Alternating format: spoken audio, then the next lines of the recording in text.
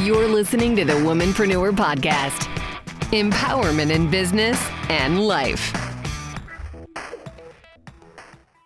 Hello, welcome to the Womanpreneur podcast. I'm Amanda McEwen, and with me as always, Hi, Melissa Moats. Melissa Moats here. Yeah, I just wanted to throw in my Wayne's World reference since all of my references are old. It's cool. You know, I love the way we reference things. Thank you. Thank you. Yeah. So what are we going to talk about today? I think today we're going to talk about the power of words and the power we give words. Okay, I like that. Yeah. So what do you think about the power of words? Well, I think words are very powerful and they can be used for good or for evil. And that's not just in the way you're talking and communicating with other people, but it's also what you're telling yourself. What story are the words that you're putting out there, whether you're saying them out loud or whether you're just thinking them inside? What does that do to you overall? What message are you putting out in the world? And what are you telling yourself? Yeah. And how that can be both empowering in some cases or very limiting in others. Yeah, because we all have an internal narrative. And it's like, is your internal narrative one of love? And are you high-fiving yourself? And is it full of a lot of self-love? Or is there a lot of negative talk going on inside your head? And what's going on inside of here is what oftentimes will, come across our lips and is what we're speaking. And we're giving all those words a lot of power. And a lot of times I think it's subconscious. Yeah. I don't think a lot of us know how we're representing ourselves with words until somebody points it out and you think about it. So hopefully that's what we can do a little bit of here, is give some examples and ways in which we're putting the wrong message out there that's not serving us. Yeah. So being a woman business owner, both of us being, women business owners, one of the things that we were discussing earlier was just the way we communicate, with clients. And oftentimes we feel like we both have read a lot of emails from men and women that can have a real apologetic tone. Yeah. Or, I'm sorry to bother you, but, or, that was one thing that we were just talking about a couple of minutes ago. Well, I've noticed it a lot in again, we've talked about communication, but in the written form, unfortunately, I see this more with women. The way, we're nicer in general. It's, we come across, we're trying to take your feelings into consideration. But what happens in business when you're putting an email out there and it opens with, I'm sorry to bother you, but, well, are you sorry? And are you bothering them? Like you're emailing it anyway. So you're starting off with an apology, and that it's a negative place to start. Yeah.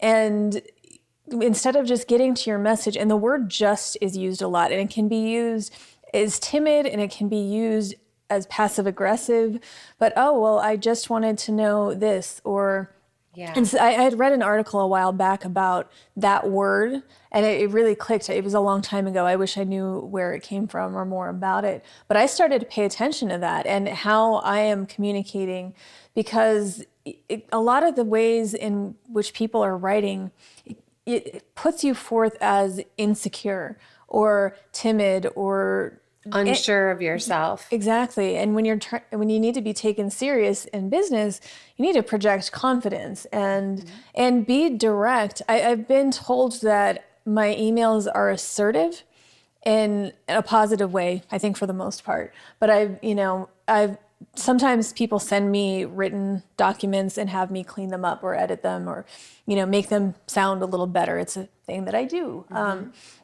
And that's one thing, like I had taken somebody's email and basically took out a lot of the fluff, partially because it was too long, and we've talked about being more direct and to the point and making it concise.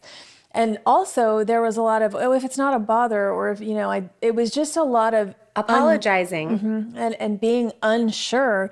And like, you need to be clear of what you're asking for. Get to the point. And again, the word concise keeps popping in my head. Brevity, especially in business. And when you're doing a business email, or you're negotiating rates, or you are rescheduling, something, or you need to set up a time for something, you need to get to the point of when you are available, not when you're not available. Yes. If you're negotiating rate, you don't need to apologize for anything. I think it's one of those things, or even when I've had to ask people to pay me who haven't paid me, you can be polite about it, but you don't need to apologize for asking someone, why they haven't paid you, or when you can expect to be paid. Being a direct is a good thing. You can be kind and you can be direct, and you can also do it without apologizing. Right. And I think there's a lot of times when people try to explain, and that's what you just triggered with me. It's that explanation that's way too long, and that comes across as you're making excuses for yourself. So whereas, sometimes it's important to explain why you're going to be late for something or why you can't do something.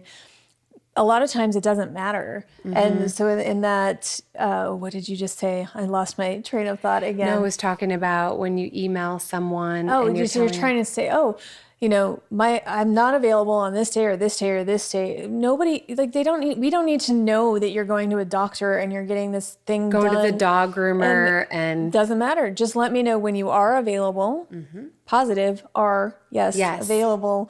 Let me know that. And the other stuff, maybe keep that to yourself, or tell your personal contacts what you're doing. It's fine. Again, but in business, you kind of have to take a lot of that stuff out of the way. I think it's respecting, the other person that you're doing business with, or even in, your personal life. If someone asks you a direct question, it's really important to give them that answer. Or if you're the one initiating the correspondence, getting to the point, of course, you can always have a nice warm greeting up top, but it's kind of dive right into what it is that you're reaching out to them for. Personally, this is my thing. The longer the email, I'm going to come back to it. I like to read all the emails in my inbox that are a lot more, just specific and focused in a few lines. And I literally can cruise through and answer all the emails that, to the people who are asking me direct questions, or I'm, doing quotes with for voiceover work, or, people who are asking me very specific things. But when I have to read a novel and try to understand, what somebody's getting to or alluding to, it's time consuming. And then I'm trying to find the little nugget of what they're what they're reaching out about in a sea of words. And that's, if you're asking for something, which most emails are, you're communicating something. If you're not clear and all you need that giant explanation, how is the person on the other end supposed to understand or agree with you? Because that you're not portraying that confidence. If you're asking for a break, I'm going through this whole personal situation and all of this stuff, we can sympathize with that. But if really all it is you need to miss a class, or you need to, whatever it is, just kind of get to that. And, it's just a way of portraying yourself and being more confident. And especially when you are asking for something, or you asking for a raise or a promotion, you need to be confident in why you deserve those things. And so if your communication in person, or however it is riddled with apologies, and I know I'm asking for a lot, or all of that, all you're doing is giving them reasons why they shouldn't help you.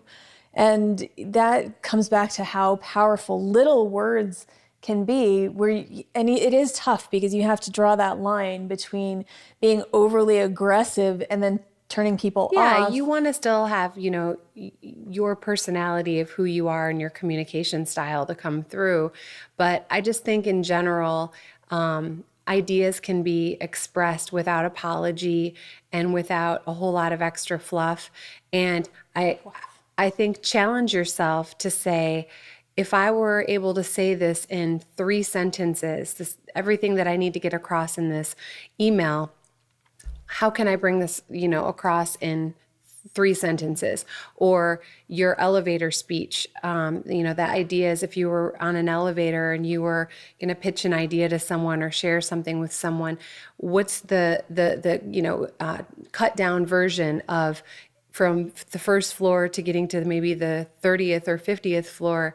What would you tell them? How could you get it across in a minute, So words have power, and there are a lot of different places we can take this conversation about the power of words. One of the things we were talking about earlier was the word, trying. We were talking about that. And my voiceover students oftentimes say, I'm trying to become a voice actor, or I'm trying to voice act. No, you're doing. You already are. And I always say, give yourself permission to say, I am in the present tense. I am a voice actor. Or if you are studying photography, you say to you should say, I am a photographer. You may be at a certain stage in your journey as a photographer. You may be a beginner photographer or a beginner voice actor, or you maybe be a beginner at, fill in the blank. I don't know. Yeah, but whatever it is, it doesn't matter if you're a beginner or if you've been doing it for 40 years. Like that doesn't really put you're not more of a photographer than that other person. Sure. And it's more of that, again, the confidence and making declarations and putting it out there and being proud instead of being so timid. And that it all kind of goes back. I don't know why we apologize so much for being who we are, for being confident, for being proud, all of those things. Like, why is it so difficult? I know I don't feel like you and I struggle with this too much. We just see other people struggling with it. But I don't think it's always been that way. We had to get to a point to where we were comfortable enough to be that way. But I think the more as you mentor your voice actor students, or I work with people in their businesses, we see the repetition of these common this constant just of people feeling they're not worthy. And I don't like it, and I want to help it. And I don't know where it stems from for everybody. I think it's a different place. Yeah. But words, and even when you think in your personal life or your relationships or however it is, your words have a lot of impact. You can choose words that lift people up, or you can choose words that put people down. And there's also, on the reverse, again, what is the story we're telling ourselves? Are we being kind to ourselves, or are we putting ourselves down? Yeah. And it makes me sad. I want everybody to just be happy and confident and comfortable and absolutely and unapologetic for going after the things that you want. Yeah, go after them and just feel so good about what you're doing. And I was just talking to one of our students today, Monsi. Hi, Monsi. I hope you're listening. And she was sharing that she was enjoying our podcast too, which we really appreciate.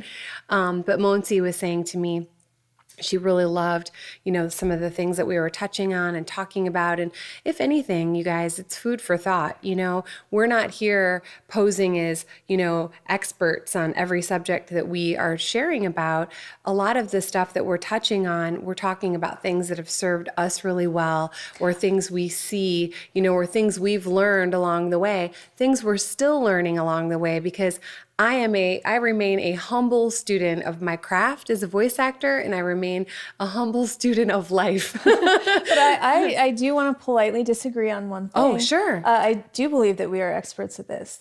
Yeah. And I'm not to say that we know more than anybody, not Sure. that at all. Sure. But the reason that I do well in business is I am an expert in this stuff. The reason you do well in voiceover That's true. Maybe is I'm not giving because myself enough you are credit. an expert in it. And that's not actually coming from me. That's actually my friend Danny that I work with on a lot of this stuff.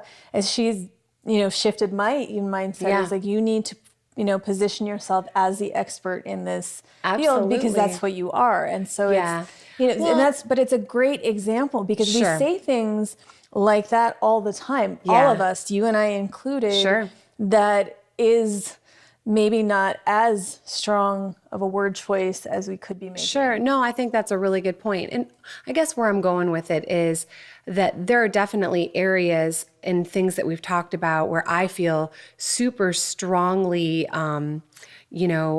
experienced in, and I feel like I've really navigated through, and I've really got this major handle on, certain things that we've talked about. And then other things I feel, good about, and I'm still finding my way through. So I guess that's where I'm coming from. It's one of those things where I just want to really help everyone find their way. And what I was getting to about Monsi and our conversation that we had this morning was she was just basically saying how she felt so good listening to some of the ideas we were talking about, and she got a lot out of it, and it was really uplifting for her.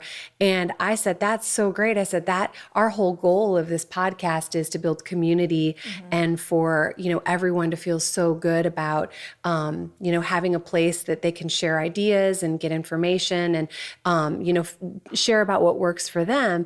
And I said, I grew up fortunately with a lot of supporters and people around me who were very loving and very encouraging. And I just kind of thought everybody had that. I was naive. I was naive in my because I didn't how great have. would it be if that were the case? But that's exactly. And so, as I was growing up, I was like, well, I would meet other people who were telling me things like, no, they didn't have people cheering them on in their home or their family or supporting them in their ideas. And I was shocked by that. This is, me being a kid and a teen. But by the time I was 20 or in my early 20s, I really, really realized how lucky I was to have people saying to me words like, yes, and you can do that. And, you're beautiful. I remember my Baba, my Croatian grandmother, always telling me, how beautiful I was every time she saw me. And in times of when I was really insecure and awkward in my teen years, man, it really helps to hear, when you're not sure of yourself, Right. how beautiful, I was, or how smart I was, or what great things I was doing, or what a good girl I was. That was one that my Bubba used to say to me all the time. She used to say, "You're such a good girl. She'd say, "You're as good as a piece of bread." And That's pretty good. When you're, I'm Bread's talking great. good bread. Right. And, but you know what it is she was also doing something that was genius. She was in her love and encouragement, and in her lifting me up on this pedestal, she was also making me responsible, I think, to be good, to do good. And she would tell me, "You're such a good role model for your younger brothers and sisters. You're such a leader. You're so strong." And, and it's not just about, like when she would say beautiful, it wasn't just physical beauty. It was, you are a beautiful person. You're a beautiful human. And all of that, I think, to me, was really making me feel responsible to be those things. I wanted to be those things that she was telling me. So that's another example of giving words power. And so the words you're saying to other people, to love, to inspire, to lift up, it can go so far. It can help someone grow in such a big way. So, and that's great examples of how words have power. And it's the same, and I'm finding these similarities. Like my parents were very supportive. And I know one of the things that I always remember is they never said that my brother and I, we didn't have to be the best. They just said, as long as you try your best, as long as you do your best, that's all that matters. It wasn't you have to get straight A's, but make sure that you're putting the effort into it. Yeah, and absolutely. that we didn't have the pressure that a lot of people have of unrealistic expectations. My brother and I did really well in school, which probably helped. But we never felt, well, you have to do this thing, you have to be this thing. They always gave us the freedom to do the things that we wanted to do. And they allowed us to figure out who we are for ourselves. That is huge. And, a lot of people, unfortunately, didn't have that experience. Absolutely. And so in those cases, I think it becomes important to get out of your head and unlearn the things that maybe were programmed into you from a younger age, which you might not even be aware of that they're in there.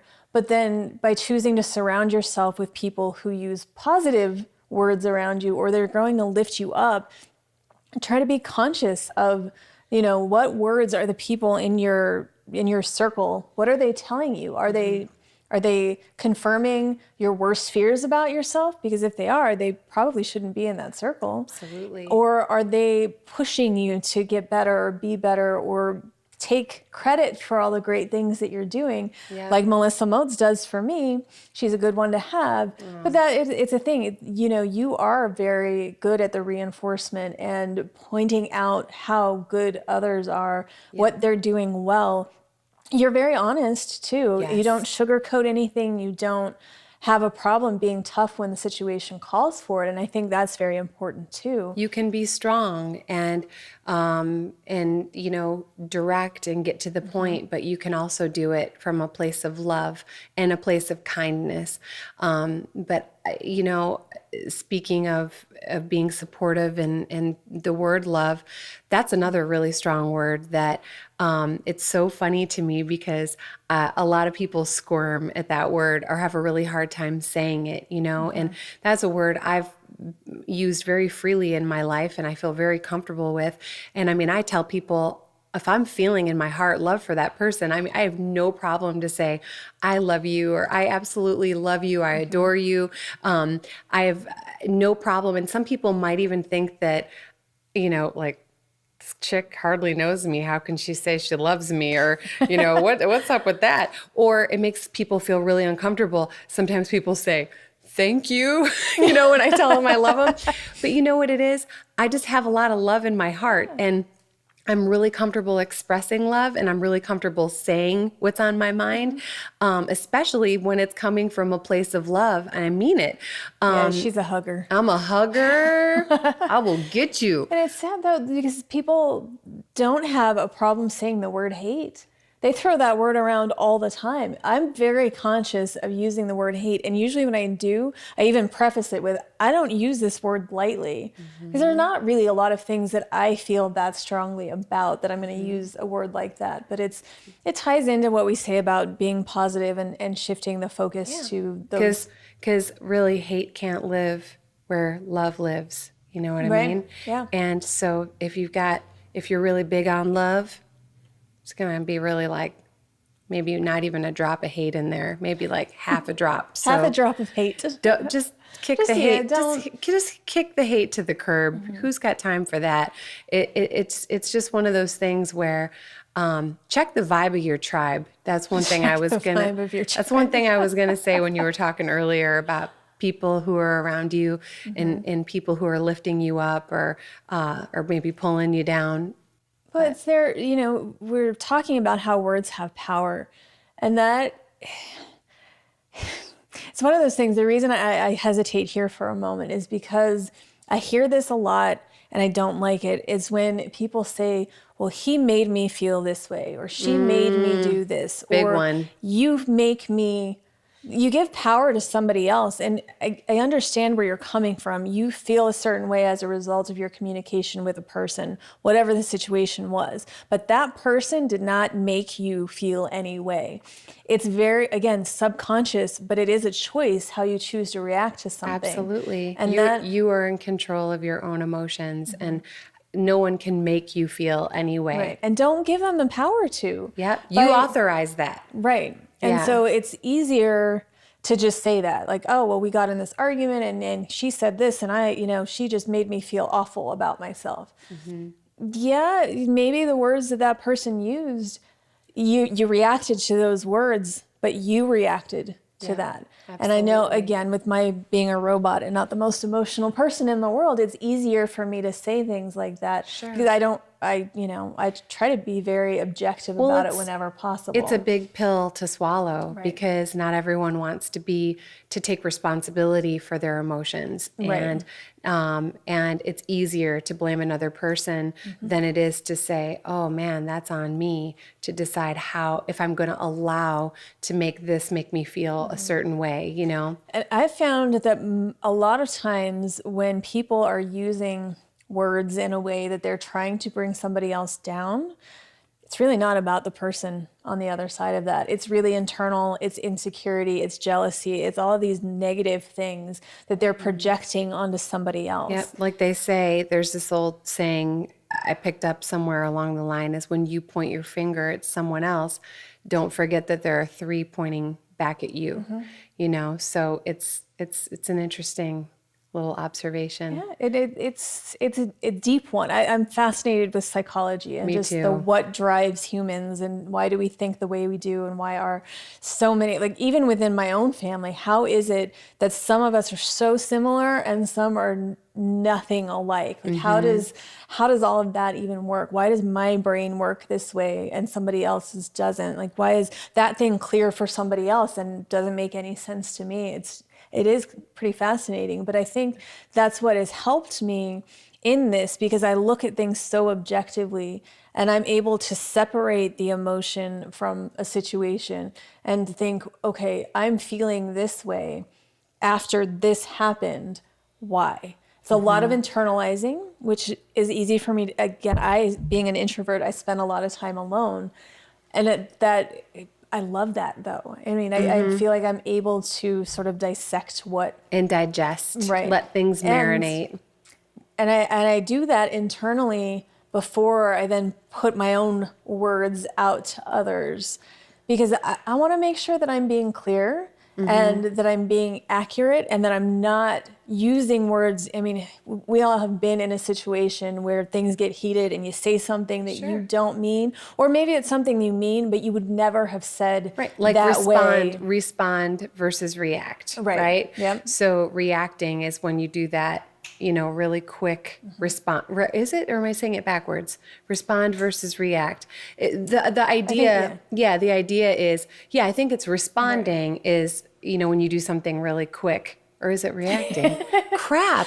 Where's our fact checker? But you guys know where I'm going with this. Yeah. The whole concept is, one is where you do something very quickly, and I think that's more of maybe that's the reaction, and responding is when you give yourself that time to, you know, let something marinate, and, you know, then you go ahead and respond. You have that opportunity to think something through and feel your way through it and have that moment to cool off before you just, you know, say something you really wouldn't say normally. And you have to be really careful with that in business. In your personal life, you might, you know, lose a friend or a relationship or something might happen. Or in a business relationship, because sometimes people will respond very quickly to an email that they take very personally in business.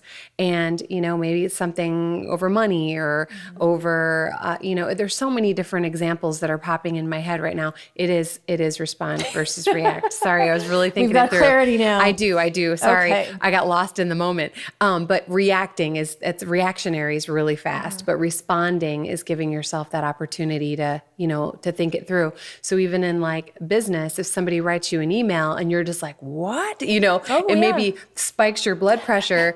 Don't write that person back right away. Give it a minute give it a day to marinate and think your words through before you respond. And I feel usually when that happens, that's when it's good to have that friend or that person that you can vent to. I know you and I have had a lot of conversations to where it's, you know, I know there was one time I even said, I know you're going to be in the car because you're going to drive home after a class. Could you just call me?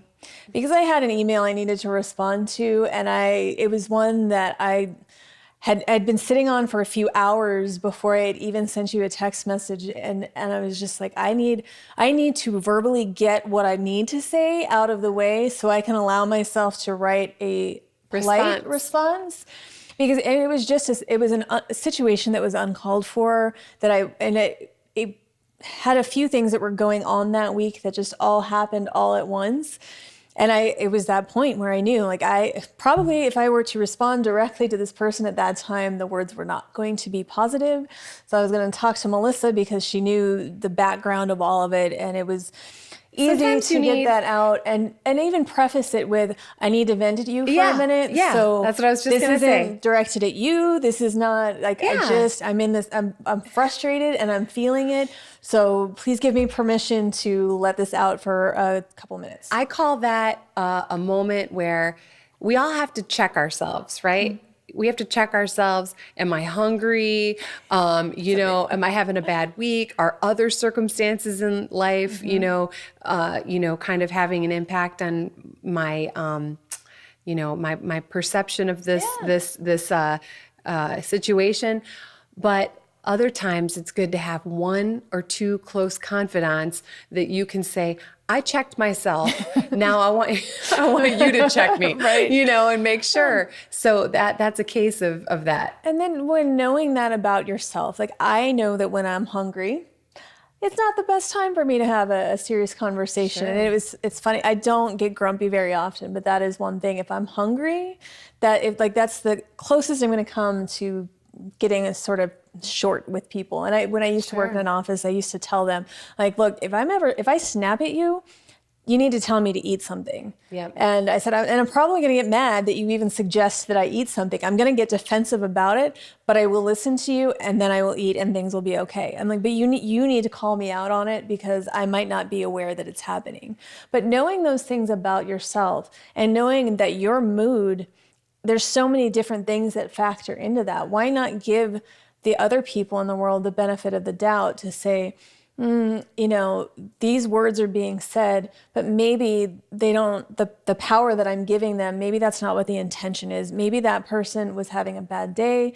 We don't know what's going on in anyone else's personal lives most of the time. So to make a snap judgment in the negative to say, right. Oh, that person was so rude or so inconsiderate, or they must be this. We don't know. Most often the words that we're reading or receiving, the mood or the mindset we're in is what we're really reflecting onto the words. It's more us, than it is the other person. So, that's something to remember. It was this made me think of, there was a situation with somebody that I worked with at this office, and she didn't like me before I was even hired. And I was, the owner of the company had warned me about this. She's like, he said, this girl is not going to like you. I thought, well, that's a weird thing to say. Why? I'm like, well, she wanted this job. Okay. I got that. That made sense. Like, I'm walking into a situation where there is somebody who has a grudge against me, has nothing to do with me. She didn't know me. It wasn't my personality. She just felt that, she was deserving of this situation, and made it very clear in the beginning that she was not my fan. She, but I never got the opportunity to get to know her because she came in with those blocks up. Sure. And there are a lot of people like that in the world, and they'll say things and they'll try to get under your skin, and it all comes from their own insecurity. And I don't like to play games. Yeah. So, maybe this was my version of playing the game. I was so nice to her. Oh, obnoxiously nice, because she would say those things and it was very obvious. She wanted to start some drama. She, was sort of that person that planted the seeds and gossiped a lot and tried to make conflict so she could sit back and watch. There's a lot of people like that in the world. Mm-hmm. My way of handling people like that is kill them with kindness. 100%. And she would call, we worked in different buildings, and she would call and I would make her stay on the phone with me, and I would just compliment and be nice. And what happened very quickly is she gave up. Mm-hmm. And, we still worked together, but she gave up on trying to cause drama because she realized it wasn't going to happen. I didn't give her power to do that. Absolutely. And we got along fine. You're not always going to like the people that you do business with. I think it happens. It's true. I always definitely believe in kindness. Kindness will always kind of win in those situations, but it's true because it's exhausting. So mad. It's exhausting. and it's like, just choose not to participate also in any of the negativity.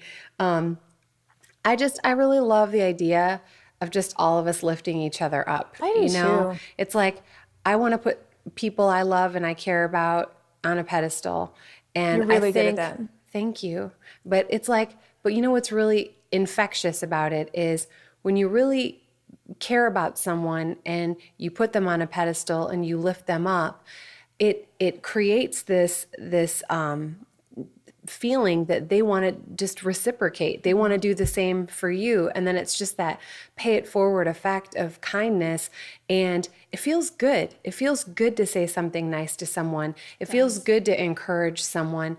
But when you're saying something bad or you're partaking in the drama or those other things, it's very much, I don't like the way that it makes me feel. Like I'll go back to when I was a teenager and, we all have those learning experiences, where people are gossiping or whatever. And it's just one of those things where even being around other people who are doing it, you don't even have to be participating in it.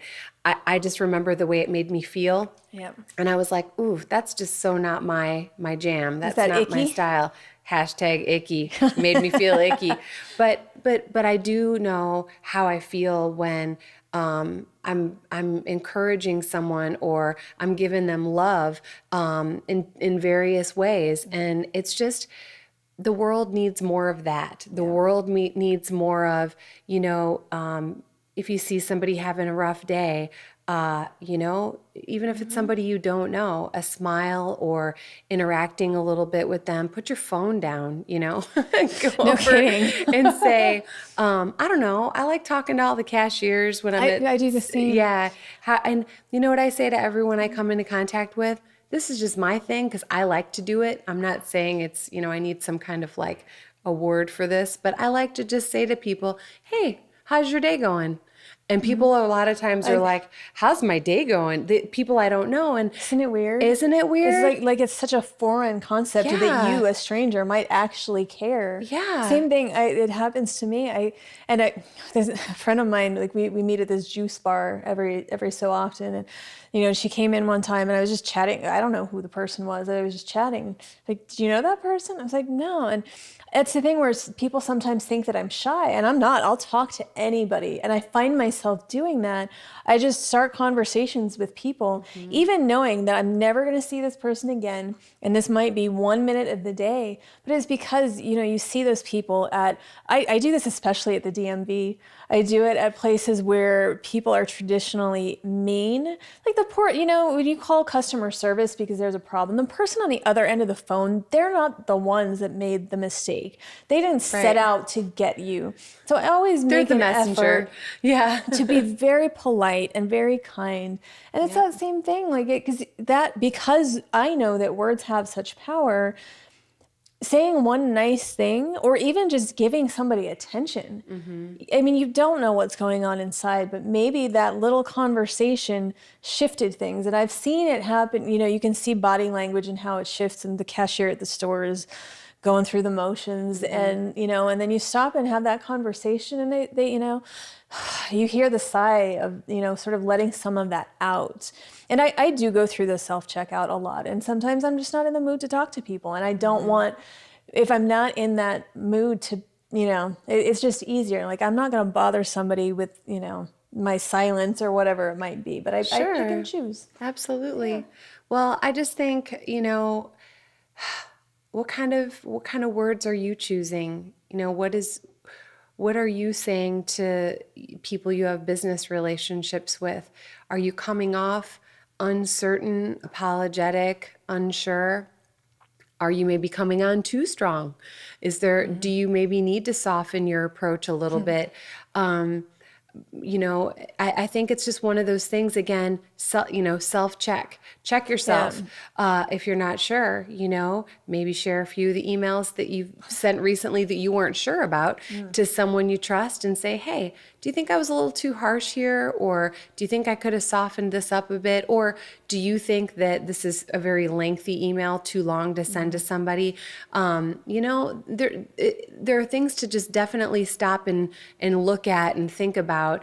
And then the conversation that you're having inside yourself, and then the words you're saying out loud, just, again, check yourself, have that awareness, have that mindfulness of what are you putting out there, and where can you do some nip tuck, you know, where can you improve and be you know, kind. Yeah. And internal, and I mean that, and I think be kind to yourself. That's what I was going to say. I think it's almost more important to be, and it's harder for some reason for people to be kind to themselves, especially because a lot of people are told, you know, don't brag, don't be, you know, egotistical. And it's not that. There's a difference between being confident and being comfortable and being egotistical or being arrogant, which you don't want to cross that line. Sure.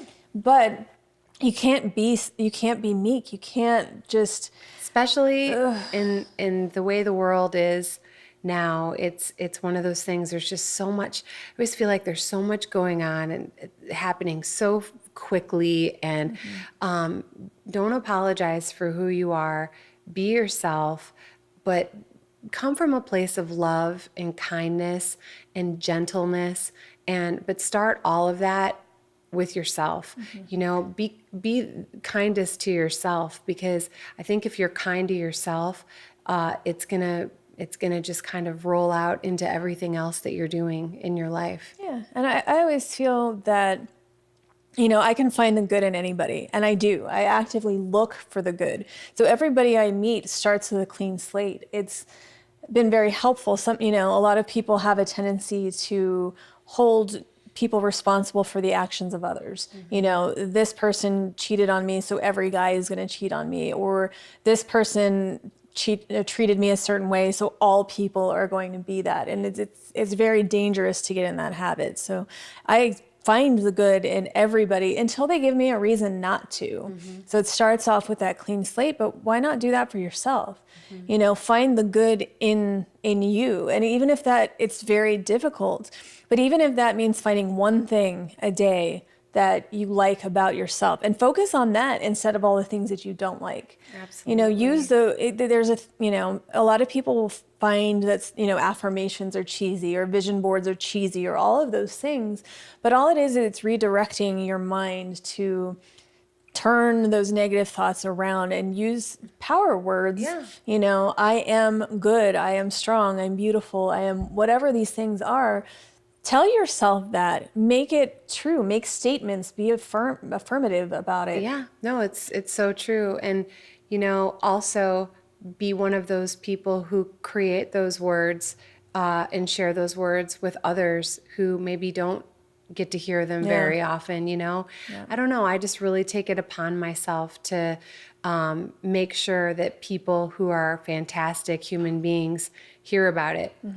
I tell them time and time again, tell people you appreciate them. Tell people you respect them. Those words also have a ton of power. Yes. Just saying, I appreciate you so much. You know, I tell my husband that all the time, and talk about a person. I feel like he's always lifting me up and putting me on this pedestal.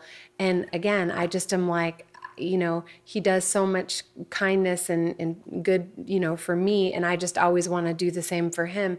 But that's in all of our relationships, I think, if you let it. If you choose to, yeah. And that's it. Like, you know, choose to use words that are powerful for good and not the ones that are powerful for bad. It is a choice. It is. You know, and a lot of what we talk about on this podcast comes back to being honest with yourself, you know, and shifting that mindset into your business relationships, your personal relationships, all of that, but just being more aware of the power in these things and what it means to who you are. So what's good about you? Let's focus on that. Yep, focus on the good. Yeah. Kick the rest to the curb. Kick the rest to the curb. Heck yeah. I don't know. I'm feeling pretty good right now. I'm feeling like I feel strong. Okay. I feel inspired. I feel really happy that we have this podcast and we're building a community. And I'm excited. I'm excited about all the people who've been reaching out to us just with just a few episodes out there in the wild. People have said, man, you and Amanda are really fun to listen to, or I really appreciate the things you're saying. And, maybe there's a nugget or two in every conversation that we have that, if not anything else, just gets you thinking and reevaluating and, just feeling inspired to make a change for yourself to help you grow a little bit more. Yeah, we would love to hear from you. So find us on the womanpreneurpodcast.com. And, we'd love to hear your feedback. A review would be awesome. And what you want to hear about. We want to hear how we can serve you and how we can share. And we've got some special guests that we're going to be having on soon too. So let us know what kind of guests you'd like to see as well. Yeah, and if you want to talk about power words and what you do to help, or any if you want to just keep the discussion going, we have our Facebook group. It's the Womanpreneur Podcast Community Group, and so we want to keep the discussion about this topic going there, because I'm sure there are things that we will think about later, or listening to this, maybe it triggered something for you, and we'd love to hear about it. Absolutely. Till next time, we hope you have a fantastic rest of your day. We appreciate you. Thanks for tuning into the Womanpreneur Podcast. Until next time, you've got this.